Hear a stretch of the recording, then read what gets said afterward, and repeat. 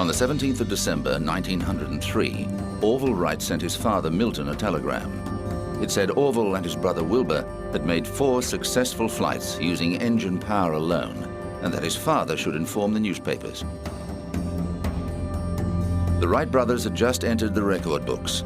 Orville and Wilbur both took turns to pilot the Wright Flyer, and in the process became the first people on Earth to make a controlled, powered flight.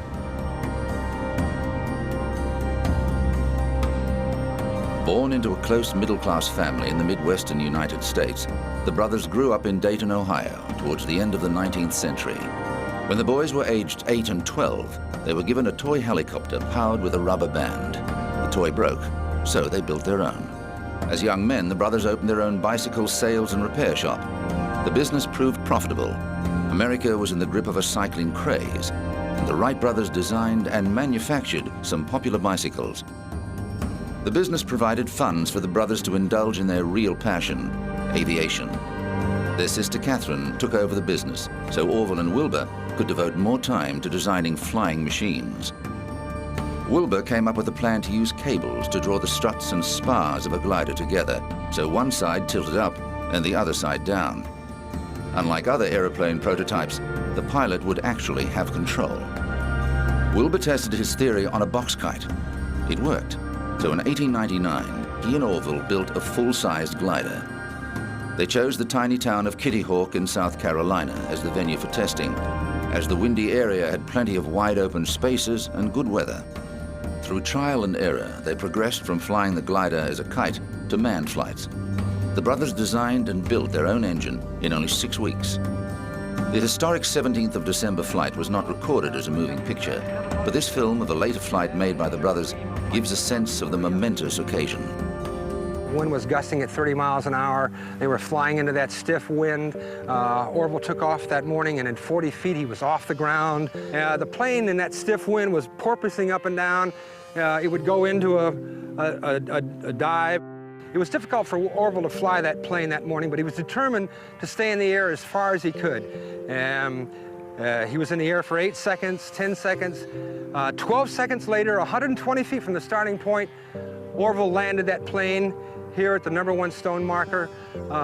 It was only 12 seconds, 120 feet, but that was the first time man was able to break those bonds with the Earth with a powered flyer. The brothers made 3 more flights, with Wilbur piloting the flyer more than 800 feet. For the next 2 years, they refined their designs until developing the Flyer 5, the first aircraft able to take off and land under pilot control. The patent they took out in 1906 covered the method of varying wing angle to control an aircraft, and the brothers fought several court battles against other aviators. The court cases took their toll, and Wilbur died of typhoid in 1912, and the brothers' most famous aircraft, Flyer 1, can be seen today at the Smithsonian Museum in Washington, D.C. Well, before 1903, what you heard people say was, if God had wanted us to fly, he would have given us wings. After 1903, what you heard was, gosh, if we can do that, what can't we do?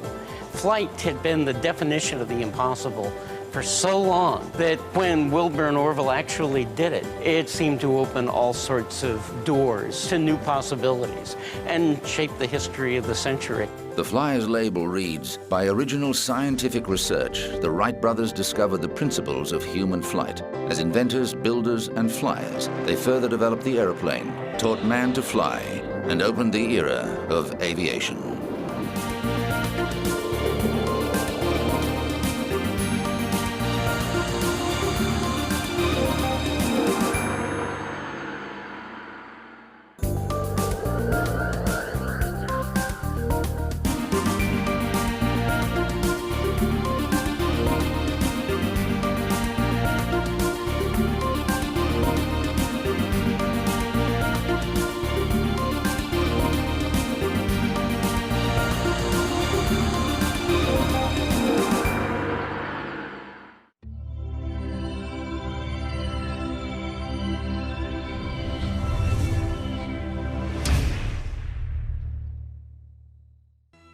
Three.